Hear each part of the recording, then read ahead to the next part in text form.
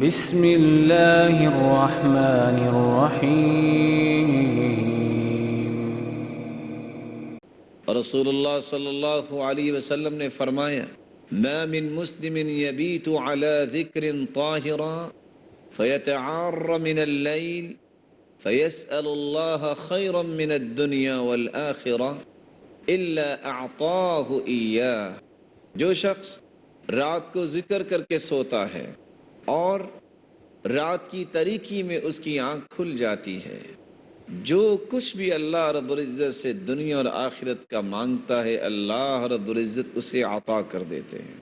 اور رسول اللہ صلی اللہ علیہ وسلم نے چوتھا ادب یہ سمجھایا کہ رات کو جب انسان بیدار ہو تو سب سے پہلے اپنے ہاتھوں کو اپنے چہرے پہ لگائے، اپنے چہرے سے نیند کو دور کرے۔ رات کو جب انسان بیدار ہو تو رسول اللہ صلی اللہ علیہ وسلم کی اس سنت کو بھی زندہ کرے۔ عبداللہ ابن عباس رضی اللہ تعالی عنہ فرماتے ہیں، استيقظ النبی صلی اللہ علیہ وسلم فجعل يمسح النوم عن وجهه بيده ثم قرأ العشر الآيات الخواتیم من سورة آل عمران۔